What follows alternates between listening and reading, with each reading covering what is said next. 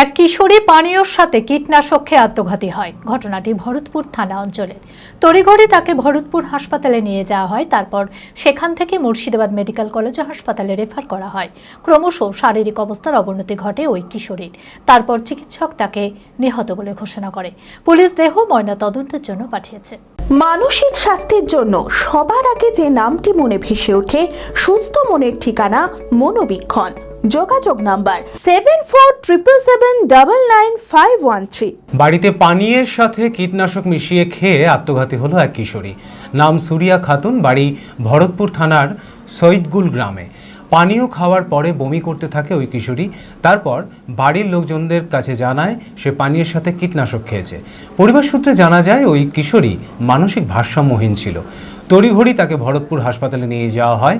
তারপর সেখান থেকে মুর্শিদাবাদ মেডিকেল কলেজ ও হাসপাতালে রেফার করা হয়। ক্রমশ শারীরিক অবস্থার অবনতি ঘটে ওই কিশোরীর। তারপর চিকিৎসক তাকে নিহত বলে ঘোষণা করেন। পুলিশ দেহ ময়নাতদন্তের জন্য পাঠিয়েছে। ঘটনাটা হয়েছিল আপনার বাড়িতে সবাই রান্না বান্না করছিল। এবার রান্না বান্না করছিল, ও দোকান যায়, দোকান থেকে খাবার কিনে নিয়ে আনে। ক্যাম্পা না স্প্রাইট একটা কিনে নিয়ে আনে, ঠান্ডা কোল্ড ড্রিঙ্ক কিনে নিয়ে আনে। সেই কোল্ড ড্রিঙ্কটার সাথে এবার বাড়িতে মানুষ তো ধরেন নিজের নিজের কাজে ব্যস্ত। দুপুরকার সময় ও ঘরে ছিল।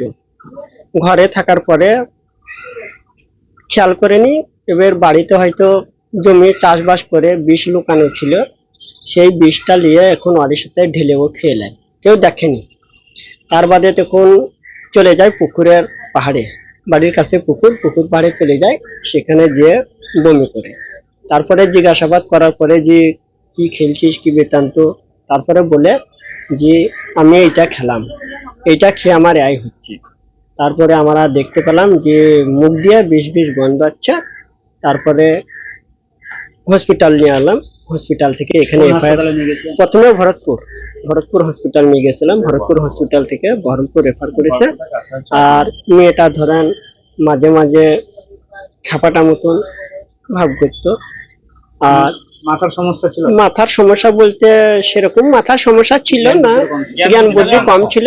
বাচ্চা ছেলে মেয়েদের সাথে খেলাধুলা করতো, সেরকম না, ম্যাচুরিটি তো হয়নি। বাড়িতে কোনো ঝড় ঝামেলাই নাই। মা কার সাথে ঝড় ঝামেলা করবে? দুটো বাচ্চা, মা আর ও আর একটা ছোট। পরশুদিন হয়েছে বহরমপুরে ট্রিটমেন্টকালীন, কাল 9:45 মারা গেছে। জেড একাডেমি গত 3 বছর ধারাবাহিক সাফল্যের পর এই বছর উচ্চ মাধ্যমিকের 3rd সেমিস্টারেও অভাবনীয় সাফল্য জেড একাডেমির।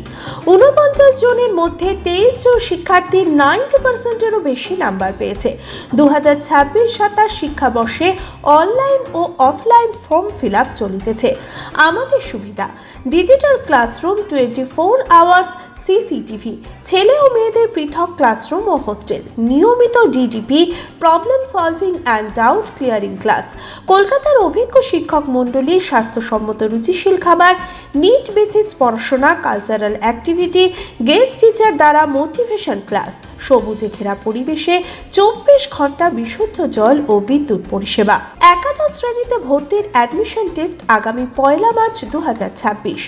বিশদে জানতে যোগাযোগ করুন জেড একাডেমি, সারকাছি রামকৃষ্ণ মিশনের সন্নিকটে, বহরমপুর, মুর্শিদাবাদ। Mobile number 9836187795।